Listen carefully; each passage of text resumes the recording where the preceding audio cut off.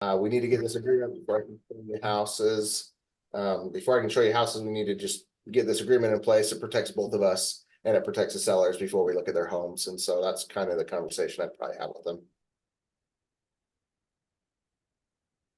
I like that. I think that's pretty standard. I've had a lot of agents say that, like, we just do it as part of like your contract, right? When you're putting in an offer, you sign this agreement so that we can legally put in this offer.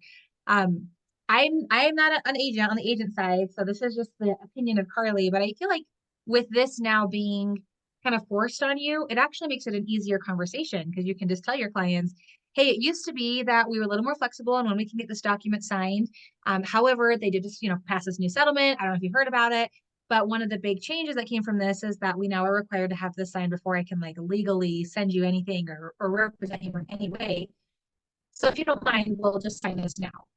And if you're uncomfortable with that, I mean, hopefully it's a fairly easy conversation, but you guys know that you can change, like you can create your own terms on your buyer broker agreement. So if you've got someone that's a little bit gun shy to sign this document, then you can just tell them, hey, we'll write this buyer broker agreement for this specific property that you want to go see, right? Like we'll just write it for this property and we'll sign it. And if you don't love the property, then we'll reevaluate. Maybe we'll have you sign another one for like a length of time. Or if you've got someone that's like, well, I don't love signing it for like a year. Well, great. We'll do it for 3 months or we'll do it for 6 months. Or you guys have that flexibility still. It does have to get signed, but you can still create your own terms there. So I had some people be a little bit, they're getting a little bit nervous about this change, but it seems like it's going to be a fairly simple one to just explain to your clients, like this is the new rule, we have to follow it, but here's how we're going to make this work for your specific situation and still make them comfortable with signing something like that up front. Does anyone have a different thought or opinion on that?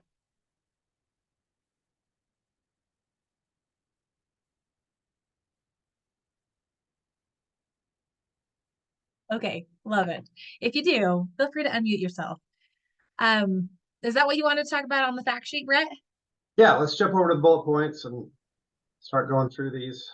Cardi and I'll just kind of lead, just take one, every other one, and just start going through these, and you can chime in. I'll take the first one here. So this first group of bullet points are just things I've just been jotting down as I've been seeing them repetitively, either in the media or on social media. And first one is just big headlines of the days of 6% commission are gone. Have you been seeing that? There's no way you haven't. So is that even true? I'd say no, not necessarily, right? You still can be 6% commissions. Anybody? So last quarter of last year here in Utah, what do you think the average combined commissions was? I'll tell you, since nobody's chiming in, it was closer to 5. And we were actually, out of all the, I say 50 states, was actually 51, because Washington, D.C., they count separate.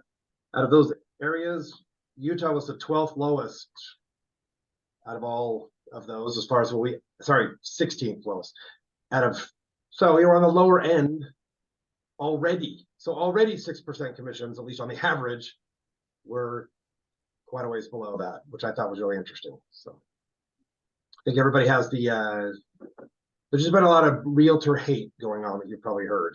Not from everybody, but a lot of people going, oh, they're so greedy, making 6% and doing the math. That means on this side, home they're making this. It's crazy. So, hey, Brett, question. You think companies like Homey play part into that as well? For sure, yeah, they've been preying on that same thing, right? That, oh, we're gonna do this for some set fee. It's gonna be a lot less, for sure. So, there's another class at Cardi and I, a couple classes that we teach where we show a graph that shows trusted industries or trusted professions, I think. And it's a poll that was taken, and the most trusted, I think, at the very top was nurses. Even above doctors, nurses were more trusted. And unfortunately, guess who was way down at the bottom of the list? Realtors. And bankers and lenders, not that. We're definitely on the lower end too. So why is that? We already have this. So I think people see these headlines, and of course the media is going to go with what is sensational and what sells and what turns heads. And if there's already this general sentiment that, oh, I hate used car salesmen, oh, I hate realtors, oh, I hate lenders, I hate bankers, that's going to turn heads, that kind of headline, right? Like, oh, now we're going to stick one to the realtors, ha ha. So unfortunately, you've got some work to do with your clientele. We're going to talk about hopefully some points to educate, not argue, but educate with them. So Mhm. Yeah, I think that the headlines are really misleading. And a lot of the videos that people post like on social media, they want more views. So they'll try to post something that's kind of contradictory. So if all you watch is the first like 3 to 10 seconds and you get that little headline, it's like, oh yeah, like it's really misleading. That's why we put this together today. So something else that we've been seeing a lot on the media or the social media is that tons of realtors will be leaving the industry. Like they're not gonna be able to make any money. And so we're gonna see our numbers for licensed agents go down. Do you guys agree with this? Do you think this will impact how many agents we have, or do you think this is gonna be business as normal and not like it's not gonna be the reason people leave the industry? I think for the seasoned realtors, it's gonna be business as normal. For some of the ones that joined maybe during COVID or just before, or maybe just after as the market was going up. My personal opinion is they've kind of had an easier ride. And this is one more thing that challenges their easy ride that may cause them to want to jump out. I talked to a lady a couple weeks ago who jumped out because of this change. And the Friday this all went all over the news. She told me she was putting her license on hold, which I thought was really interesting. But I think some of this will filter out some of the ones that aren't really 100% in there. I've always been negotiable on my commission as an agent. It's always been negotiable. So this, for me, if I'm practicing real estate, didn't change a whole lot for me. The only thing that changed is being able to see it on the MLS. But as far as being negotiable, I've always negotiated my commission with my clients and figured it out. I had a listing where this agent submitted an offer, and we're only offering a 2.5% buyer's agent commission. It was my in-laws home, and so I was giving a little bit of discount. I was only charging 1% for my side, 2.5% for the buyer side, and they didn't want to pay even that.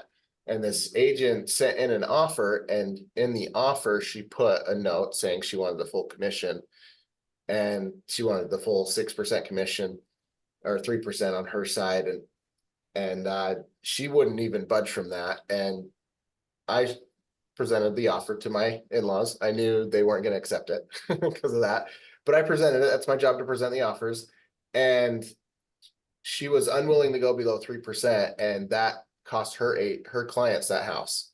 They didn't even consider the offer because that commission was attached to it. So my opinion is realtors, we always need to be somewhat flexible in our commissions. Obviously, we need to get paid for what we work for, but a deal going through or falling through and not getting paid is a lot worse than a slightly lower commission and being flexible. And that's the opinion I've had for several years on that. I love that. Thanks for sharing. I hadn't thought about that. I mean, I feel like it's always been flexible, just like Brett said, where like Utah already is one of the lowest, like our agents already get the lowest commissions on average compared to the other 51 states. Like we already obviously are negotiating something in here, right? Um, and I think that maybe the people that don't feel confident in showing their own value, like people that don't know, like, yeah, I'm just gonna go tell my buyers or tell my sellers, like this is how it works now. Maybe that makes them nervous to do, then maybe that's gonna help drive them out. But I think, like you said, the more seasoned people or the people that really understand what this change means, are not so frightened by it. It's gonna not have as big of an impact on those type of agents. is for those couple that have just joined in, we're just going through these bullets. We're on the third one. Just talk about them individually. Things we've seen on the media or in social media. No seller is going to pay for a buyer's agent anymore. Seen a lot of TikTok videos of people going, there's no way. Why would they? Why are they now? It's just, so anybody want to chime in there? Do you agree, disagree?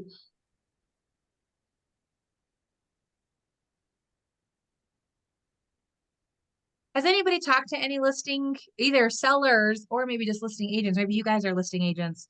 Like, has this kind of been a real sentiment? Like, are there people really thinking like this is going to be sweet? We're not going to pay any buyer's agents anymore. We're going to save a ton of money.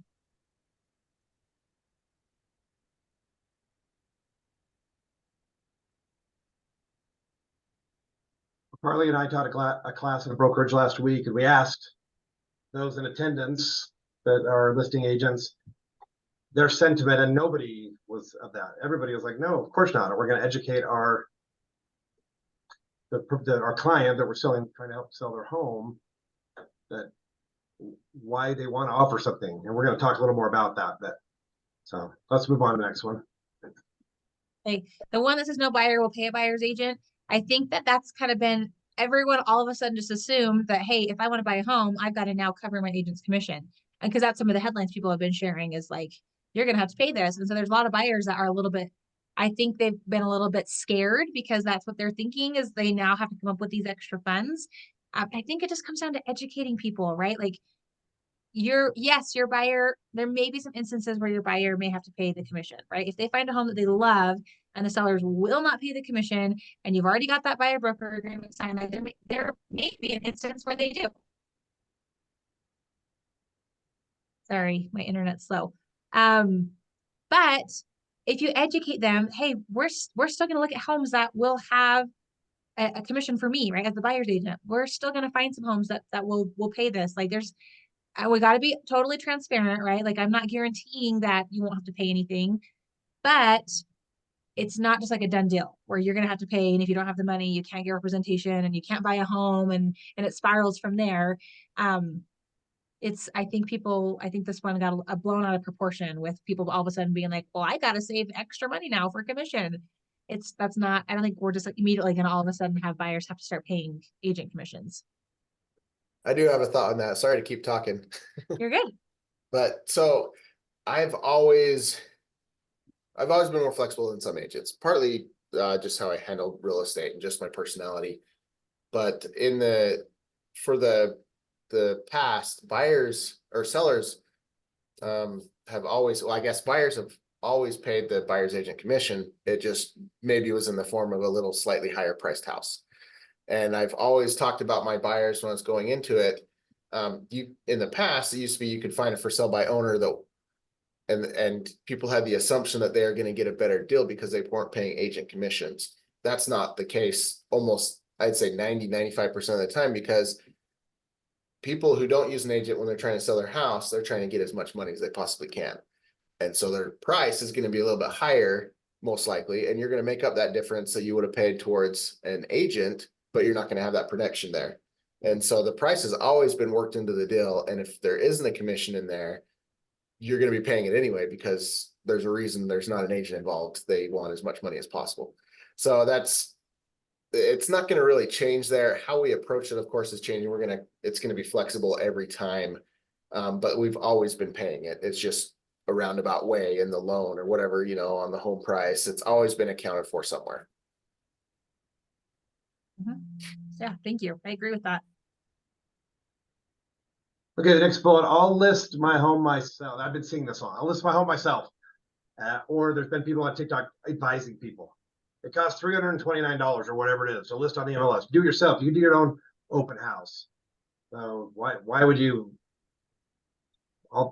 I need an agent? And so I've seen a lot of that. I've seen a lot more social media about buyers agents being in trouble. But I've seen more and more as people are thinking through it now, going, oh, maybe the seller's agents are the ones actually in trouble, because they'll want somebody coming in. They're more willing to pay buyer's agents because that's what brings people in the door and looking, maybe more. So heard that one quite a bit.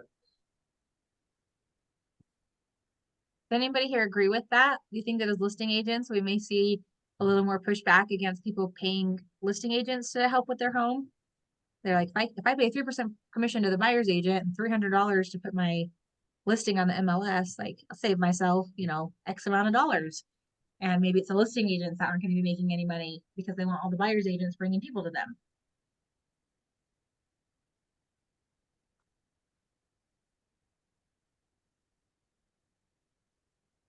I kind of feel like I'm like talking to a wall a little bit. But I don't want it to be quiet. I have lots of comments, but I don't want to be the only one talking either. Well, tell me what you think, Glenn. I appreciate it. So we've always had that. People have always been like, why use an agent when I can do it myself? There's a lot more involved in selling a house than people realize it. And my in-laws, they tried that route and they absolutely hated it. My father-in-law hates talking to people on the phone to begin with. And everybody here has probably listed something on Facebook Marketplace or KSL. Now imagine that with a much more expensive thing, and you're still going through all this time. It comes down to what you think your time is worth and how much annoyance you want to receive, because it is a hassle to sell a house, especially a couple years ago when the market was crazy and we're getting multiple offers. There's not a homeowner that could handle all those agents themselves and or all those sellers or buyers. I mean, it's a lot more work than people think, and there are a few people that can do it and sell it on their own and they're fine, but it's an overwhelming process, and having an agent there makes a huge difference. Mhm.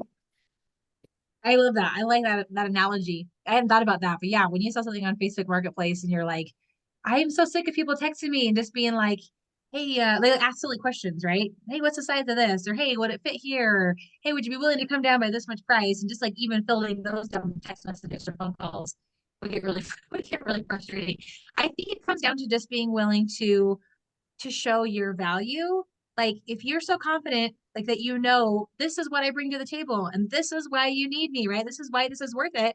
That's all that it will take, is just to show people like this is what you're paying for. It's not just people trying to come in and do an easy job and make money. It's because we do we do all of these things, and it's worth it for you to not be doing all of those things. So if you feel confident in being able to negotiate that or show your worth, like I think you're going to be fine. We are a buffer between the buyers and the sellers. No, Buffer. I just saying we are the buffer. The Mhm. agents are the buffer, and that buffer is needed. Love that. What about this last one? This home prices will fall. Does anybody here think that this is going to drop home prices here in Utah? By raise of hands, with all of your cameras turned off, does anybody here think that this is going to drop prices? I still would like to unmute themselves and maybe dig into this, because I have actually seen this a lot, just like on Instagram, people doing these videos and they'll mention this, that this is going to change the market. I'm not seeing it, or I don't know why they think that. I don't understand. So if anybody agrees with that you think this will really change our prices, would you mind unmuting yourself and sharing? Because I would love to know like why they think that this will happen. I have several ideas of why it won't happen. Yeah, the other way Everybody's around. on Like that page, right? You're gonna somebody's neighbor sold the exact same house or very similar for whatever $500,000, and now you're gonna sell your house, but you're gonna say, hey, I'm not gonna pay a buyer's agent, so let's lower my price a little bit. No, you're still gonna want to sell it for 500,000 because that's what they sold it for. Yeah, they just want to keep the money. No one's So, gonna want to just give that money away. That's the whole point. So yeah. Let's talk about these talking points. I'm hoping that maybe somebody chimes in and adds more. These are ones that Carly and I came up with. So you can't compare, it's really hard to compare types of jobs, right? And I think a realtor is a unique job, and it's really hard to compare that against like a normal 40-hour job. So take firefighters, or I didn't put this in there, but football players, for example. If you only had the clock ticking to pay a firefighter when they were actually out on an emergency call, fighting a fire or whatever, then you would think, man, per hour, they're getting just paid astronomical amounts because a fairly small amount of their time is actually fighting fires, right? But they have to be trained. They're on call. Somebody wants them on call all the time. Different, but the same. Football player, I heard a statistic once that a normal like 3-hour football NFL game, there's actually like from the snap of the ball to the whistle, it's like 12 minutes or something of actual playing time or something that short. Same thing. Same thing with a realtor, right? And so I think you need to educate when you have the chance. You're comparing apples to oranges, because I've seen a few. The reason I bring it up, if I've seen some social media, I've seen some TikTok videos where somebody says, they sold my house. I bet they didn't spend more than 5 hours altogether. And they made $12,000. So they're making, X amount of dollars an hour. That's not a fair way to look at it, in my opinion. Anybody want to chime in and agree with that? Disagree? Tell me an example.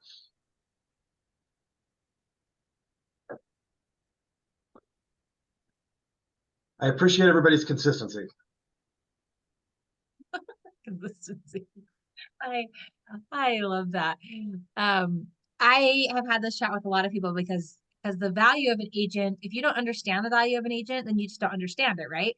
So if you don't know all the work that your agent really does for you, then it can seem like it's an unfair amount of money that they make. Until you really do get it, right? Like coming to trainings like this right now, right? You're spending your time to come to this meeting to learn about what this changes the industry. That's something that they're paying for, is your knowledge there. You know, the time that you spent listening to a podcast on how to negotiate so you can represent your client better. That's what they're paying for, right? Like it's not, Brett, was it you one time that mentioned somebody was going to hire like a contractor and they were like, well, I can do all the work myself. And he was like, well, fine. Like if you want to do it yourself, you can. And they're like, well, but I need like all the tools. He's like, well, yeah, you can rent my tools for this much money, right? And they're like, well, but I need all the tools and I need to know how to do it. Well, fine, you can rent my tools and I'll teach you for this much money. And they're like, well, but I really probably should have someone come help me. He's like, well, then that like it goes back to our original price because I've got all the expertise, I've got all the tools, like all the stuff that sure you could go do it yourself, but you don't have all these things that I've spent my career building up, right? I think that again, the whole point of this is just so that you guys feel really confident going out and having these discussions with your clients. So hopefully you guys all know how to explain your value so that if you've got anybody saying like, well, this is going to be so great because maybe we'll be able to pay agents less, to be like, well, actually, like this is what this really means. And this is really what we bring to the table. So you guys can represent yourselves. I'm gonna move on to the next one where it says people selling homes are going to be turning around and buying homes. Actually, Brett, do you mind? I loved earlier when you were telling me this, like when you realize what that means as if you're not willing Well, to pay the buyer agent if you're commission, somebody you're gonna turn buying, around. if you're somebody selling a home, now there's exceptions to this because there's people that get to a certain point in their life where maybe they're downsizing or maybe flipping an investment property. Most people selling a home is because they're upgrading to their next home. And so if buyer's agents went away and they sell their $400,000 home and don't have to pay a buyer's agent, if they, I shouldn't say go away, but if they make that stance, I don't want a buyer's agent, but then now they're going to go look and want an agent and they have to pay him out of their own pocket because some other seller's agent, just like they just did, said, no, I'm not paying a buyer's agent. It just cost them way more because now they're paying commission on a bigger house probably. So I think it's a little short-sighted when people are just going, oh, nobody needs a seller's agent, buyer's agent. But I just don't see that happening. So, and I'm seeing a lot, the next bullet point, yeah, you can sell your own home, you can do your own open house. You don't need a realtor. Yeah, you can. And there's people that do that, and there's probably some people that have had some success, and it's maybe a certain personality type that likes that. It's kind of like I have some friends that are really great at fixing their own cars. They're not a mechanic, and what a real mechanic could do in a half hour probably takes them a Saturday. But they just like to tackle that. They get on the YouTube videos, they go to AutoZone and talk to the people and do whatever they need to do, and they'll tackle some pretty big projects on their car. But I don't see mechanics going out of business just because YouTube's around now. I don't see people cutting their own hair or pouring their own cement. I still think that most of the population is going to want some expertise because they realize just because I can Google homes in Orem or wherever you're at is not the same as having somebody doing all the stuff you do that we're going to talk about in another bullet point. So I don't think just because somebody says, well, you can do this. I'm just seeing so much of that. And again, just for the people that came on late, 2 changes is all. Everybody's talking like this is just like the craziest thing. 1 change is you just can't list on the MLS. If you're a seller's agent, you still have the conversation. What do we want to sell buyer's agents? What do we want to pay? 2%, 1%, 3%? You're still having that same conversation. It just can't be on the MLS. That's it. You can still communicate it. If they call you, just can't be on the MLS. The only other real change is now you got to have, before you start showing homes, you got to have that buyer broker agreement. So there's so much talk about, well, you don't need this anymore. You don't need this. Not that much has changed, but boy, if you were the average home seller or the average home buyer and you're seeing some of the stuff we're seeing, and maybe they're not. I know your feed, I'm seeing all those, and you probably are too, because that's what's interesting me. But I don't think your average person out there, they're seeing just enough of it to go, wow, man, there was these crazy changes. Maybe I'll never have to pay a realtor again. Because that's the snippets that they're getting. So. Yeah, there's been a lot of talk. We mentioned this. People are blowing this way out of proportion. There's been a lot of talk about like all the changes that are going to come because of this. And I think it's going to be business as usual if this gets passed. Like it's not really going to change very much. There is this fourth bullet point down here where it says that this may be just a conspiracy to try to make it even more unaffordable to be a homeowner. If you guys have heard of like BlackRock and Vanguard and what's the third one? There's one more. There's three major corporations. Anyway, there's three major corporations that have been picking up a majority of residential real estate in the US. And there's kind of this conspiracy that they're the ones that pushed this through whatever means they had so that it's going to be even more unaffordable for people to buy homes so that they can pick up even more real estate because they have all the capital and the money to do so. And then they'll own, there was somebody that was saying by like 2040 something that they're going to own like 60% of residential real estate between these three companies and across the US. So does anybody have any thoughts on that? Like, do you feel like there's any clout behind this conspiracy theory?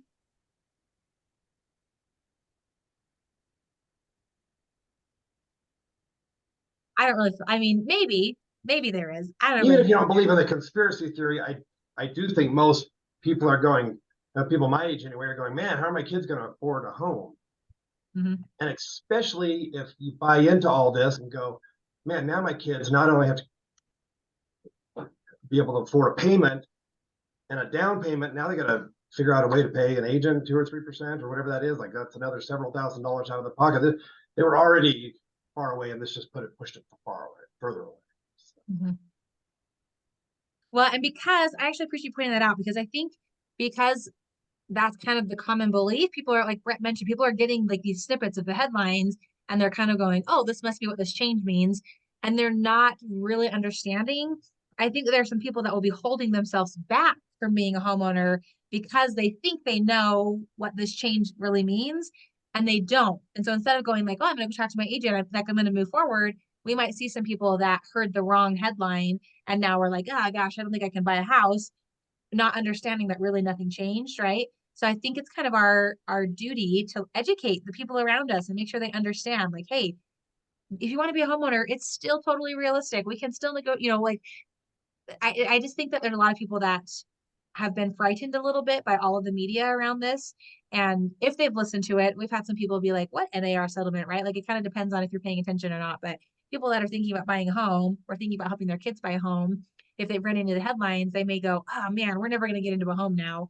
And they may not look deeper than that. They read one headline and went, oh man, I guess this means we're never going to buy a home. So I think it's our duty to kind of turn around and educate the people around us to help them understand that like that you can still buy a home. It's okay. We'll still be able to move forward. A good realtor will make or break a deal, and it will create a deal when there isn't a deal. So I think a lot of this falls back on how good of an agent you can be and how well you can educate your clients, because that will make or break a deal. There's a lot of times where your ability as an agent is what will determine what happens with that deal. And so we need to make sure we're on top of it and we can foresee these situations and have the knowledge and expertise to explain it when it comes up. Perfect. Thanks, Ben. So I saw a clip, I put this one in that I have no idea if this is realistic or not, if this guy's being honest, but it was a broker in Chicago area, supposedly the top producing brokerage there. And he said 70% of the, when they're the listing agent, 70% of the unrepresented buyers that come in, those deals fall through. That seems high, but I thought that was pretty interesting. And then he went through and talked about some of the reasons why that happens. Because he said, everybody thinks, oh, I can do that. Right? Everybody thinks their home's worth more than it is. Everybody wants to lowball the sale of everybody wants to jack up what they're selling the home for. And then the next one they're buying, they want to lowball. Like everybody thinks they can, everybody thinks, oh, I can fill out that contract. Oh, I can do this. Oh, I can do my own open house. Whatever the case may be, which side of the transaction they're on. But he just used a lot of people that just, you know, they didn't get their due diligence done in time. They didn't get, like, those deals just fall through, or they thought they had a pre-approval. It turns out it wasn't a full pre-approval. They had talked to a lender and rough numbers, and when it came right down to it, they didn't really qualify. Whatever the case may be, I think that I threw that one in there because I thought that was interesting. That at least from this guy's experience, a lot of those falling through. Well, and I wanted to ask right now, even like take out the NAR settlement, like this in the market right now or in the last year or so, when you, as a listing agent, if you had offers come in and one was with an agent and one was unrepresented, is it more attractive to have that agent on the other side? And you may be like, this probably a smoother transaction because we've got this representative, or is it more attractive that they're unrepresented? And maybe if you try to represent both sides, that's great. But what if you're only trying to represent the sellers and you pick an offer that doesn't have an agent? Does that just basically mean more work for you as a listing agent? Because you know they're going to have questions and you know they're basically going to treat you like they're your agent or like you're their agent, but you're not going to get paid for it, right? Like, does that, on the agent side of things, does that make a difference? If you see an offer come in unrepresented, are you more or less likely to be like, oh, we should take that one?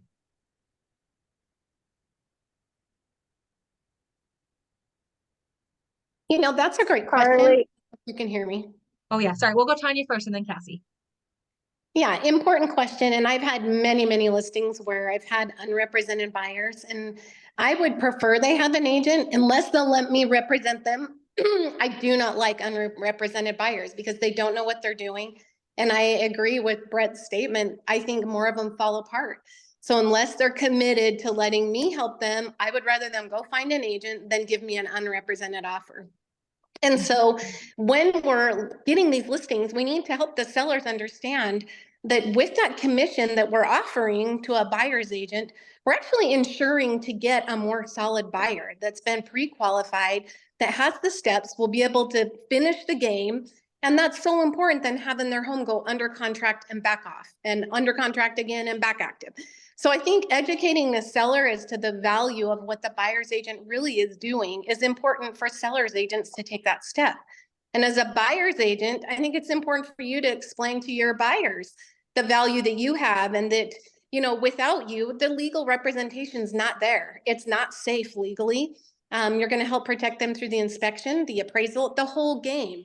And so then it helps them see your value as well. So then if you do need to have them, you know, contribute to the commission, you know, they're more willing to, but then also show them that that can be negotiated. Just because there's nothing there or very little, that shows the seller doesn't understand, and that seller agent didn't do their job really. Yeah, thank you. I appreciate that. Cassie, did you have something to share? that was definitely along the lines of what I was going to share as well. It is way more work for us as a listing agent when the buyer's unrepresented. But not only that, I can say I've never had one buyer come in unrepresented who did not ask to get that commission amount off of the home. So, you know, sellers are still netting the same amount as if the buyers were represented most of the time. So that's all.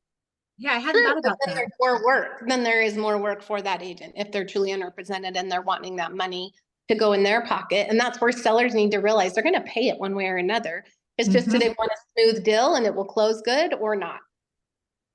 I love that. Definitely, I agree. And this is the scenario that we're going to see more of, I think, now that there's been a change where you've got to have that buyer broker agreement signed up front if you're a buyer's agent. I think there's a lot of accusations out there like, oh, well, right, the way it is right now, the MLS, you know, if you're not serious about your fiduciary responsibility to your client, the buyer, that maybe some unscrupulous realtors are going, oh, well, this one's only offering this commission, a 1% or 2%, I want 3% or whatever that may be. And maybe they're pushing those towards their clients, the ones they'll get paid for. Here is a change I think that could happen. You need to educate when you're on the seller's agent side is, what's that going to look like if Tanya, for example, has somebody and they're paying her 3%. They signed the buyer broker agreement. They're going to pay her. That she's getting paid one way or another. Now her fiduciary responsibility is going to them and go, okay, here's 3 homes. I think you'd like, but you do need to know on this home, they're not willing to pay a buyer's agent, and now that's going to be out of your pocket. Can you still even do that financially? That is a change that I would think, because most of you are sometimes buyers and sometimes sellers agents, that I would hope. Sorry, Brett, quick question to what you're talking about here.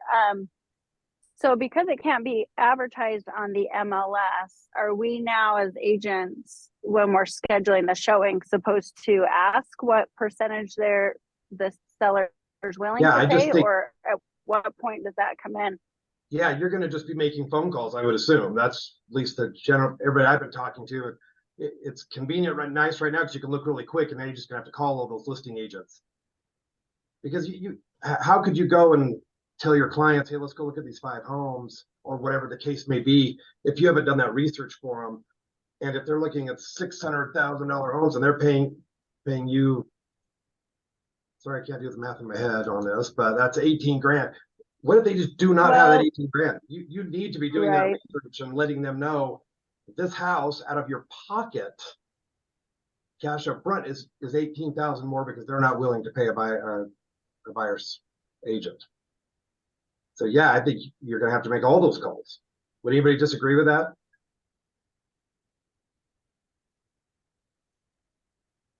Yeah, I will say in the past, I don't typically look at the commission percentage being offered when I am a buyer's agent. You know, I do what's best for my client. I take them and show them whatever home they want to see, regardless of what it's paying. But now it does pose a different problem, because if they're not willing to pay anything, yeah, we definitely have to know that up front. Because yeah, then we're going to have to add it onto the price of the home. You know, because you're willing, cash out of pocket. Yeah.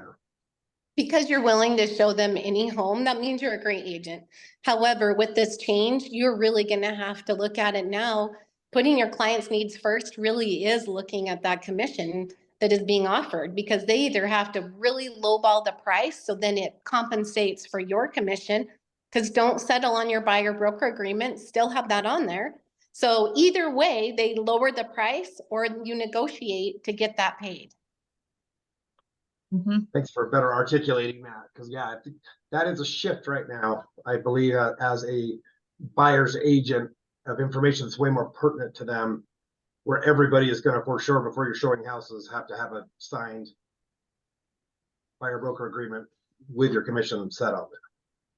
And another point about that, you can't. So let's say you decide to have them sign a buyer broker agreement at 2%.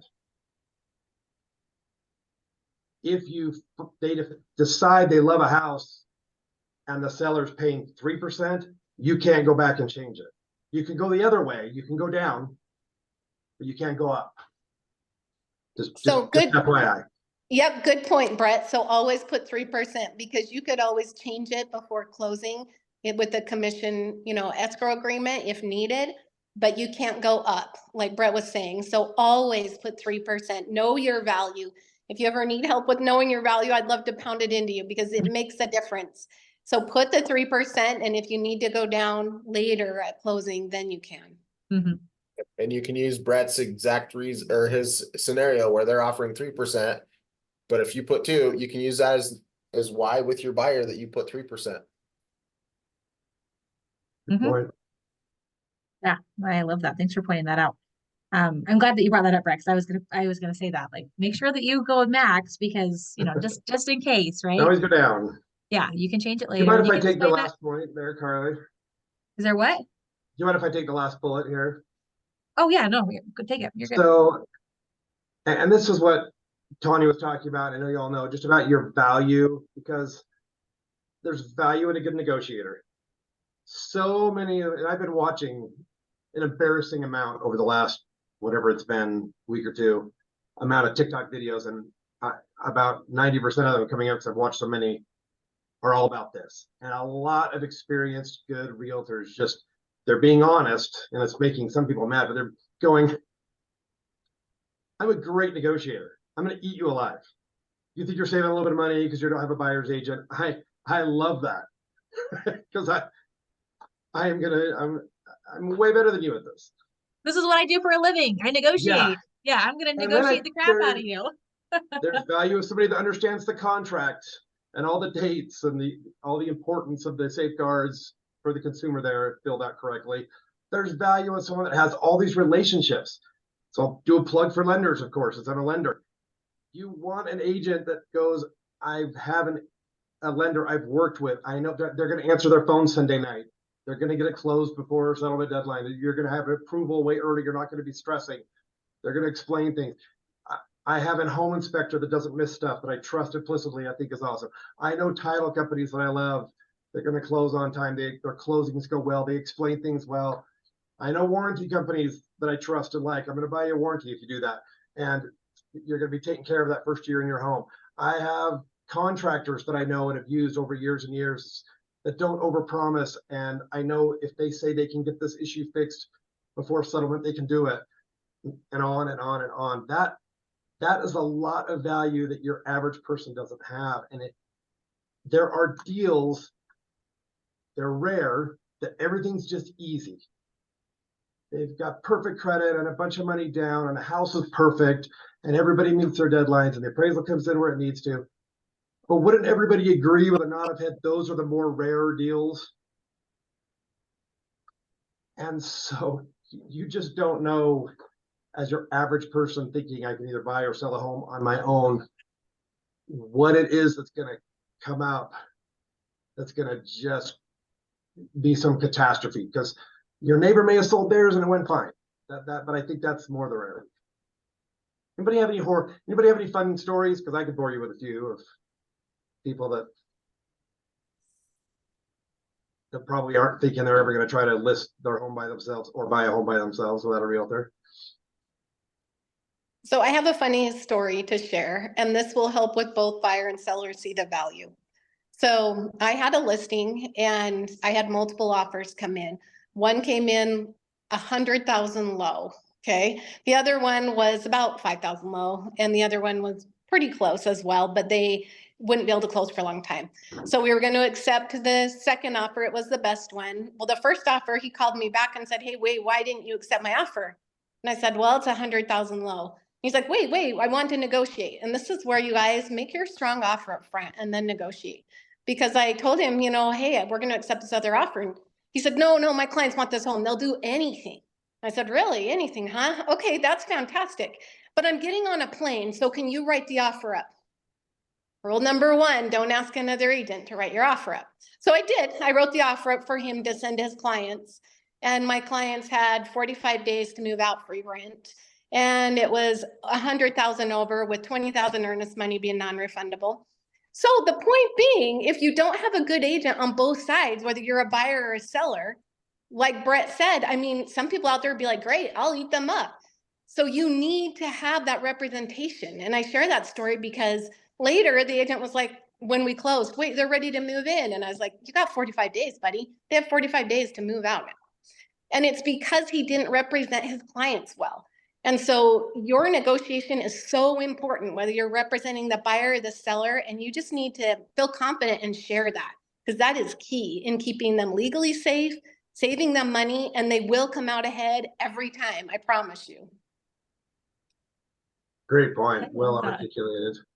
Did the other agent even like really read through the contract before he told his clients to sign it? Or was it just like, sounds like he just was like, oh yeah, Tanya's got this. Like, go ahead and just sign it on the dotted line. Like, I think pretty much it was like that. He was getting on a plane. And so, yep. oh man, that's awesome. So be a good agent and represent, your people, whether it's a buyer or seller. And if you do a good job, they will see your value. They won't question it. And don't be afraid of your value, because really you're protecting them legally way more than they can do themselves. I love that. Thank you for sharing. I appreciate that. Does anyone have any last questions or comments, thoughts on this settlement or what this will change for the industry? I'll make my closing statement, and then you can, Carly, as well. I think the big takeaway for me is I've watched hours and read and talked to several people about this, is the changes that are small, like we've talked about. The negotiating power for most of the deal hasn't changed. What you can or can't offer is about the same. And so I just hope that realtors, you all kind of have a united front in this, and you just don't have some predatory people that are short-sighted going, yeah, this client saw it on the media, so yeah, I'm right behind them. Forget buyer's agents. We're not like, I think that's going to hurt. I think it will correct anyway, but it will hurt buyers and sellers in between, where agents don't see their own value and the value of their counterpart on the other side of the deal. I think we'll have some very interesting stories roll out later this summer, after, assuming this all goes through and takes effect in July. I think we'll have some weird stuff going on, because I've seen, and they're the weirdos. They have the big voice, the vocal minority, posting these weird videos saying, "Oh, I'm doing this now, and we should do it." Hopefully, rational heads prevail, because over time, the rules haven't changed. You just can't show it on the MLS, and you've got to have the buyer broker agreement signed first, which probably should have been. You should have had it as a practice all along. So. You know, Brett, one quick thought, the buyer broker, I think it's a good thing, because some new agents feel awkward and they don't know how to ask to get it signed. And now Yeah, we you covered that say, earlier. I 100% agree that it's a positive. yeah, That now, piece hey, is it's a law. positive. And now It's a you can't, positive. you just tell them, legally I can't take you. Gosh, I wish I could. Now you don't even have to sell your value. You still should be, but you just, gosh, I can't. And even if you call and find somebody to do that, they're doing it illegally. Yeah, that makes a huge difference. I hope that you guys all feel confident enough. It sounds like you guys all already were pretty well educated, but it is going to take some educating on our end to tell people not to panic, right? To tell people that this is not that big of a deal as everything is making it out to be. So hopefully you guys have thought of a way to share this with your database, right? Even people that aren't buying a home right now, maybe you could, if you've got like a newsletter you're going to send out, or even just like a text to everybody, right? Hey, you may or may not have heard on the media, right, that this is a thing. Here's just a couple things that you should know, and just have it come straight from you as their trusted source, right? You are their expert in this industry. So I hope that you guys, whether you're posting it on social media or, whatever medium you use, that you've got some way to help educate those around you, right? Share it with other agents, share it with your clients, share it with your friends and family, so that we can hopefully nip all of the false headlines right in the bud before it becomes an issue. Because like Brett said, there may be some people who don't fully understand what this doesn't mean, right? Like the changes that it's not making. And there may be some people that have a bad experience because either they themselves or their agents didn't fully understand what this meant, or they don't fully understand the repercussions of it. And I'd hate to have people have a bad experience in our industry. So it's kind of up to us to just spread the good news, like business as usual. It's really not going to be that different.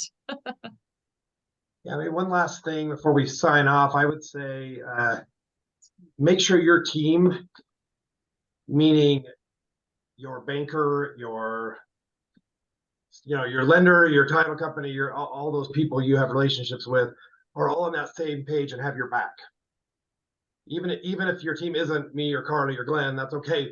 But make sure they're not kind of stabbing you in the back out there. Because I think that's what I'm worried about. People that aren't realtors but work with you, when somebody corners them and says, "Well, I heard all this bad stuff." They don't really know, so they go, "Yeah, it is horrible." Don't let them undermine you, even if they're doing it unintentionally because they don't like confrontation. They should be educated enough to go, "No, Tanya, Jenny, Cassie, Marilee, add value." So I agree. Thanks, guys. Appreciate you hopping on here for these few minutes. I did record, I'm going to stop recording. I did record this. I'll put this on YouTube and send you guys a link. So if you ever want to go back and rewatch this, or if you want to share this with people, right? Like, hey, I have a whole hour-long discussion where we really dove deep into this. Go check this out for a few minutes.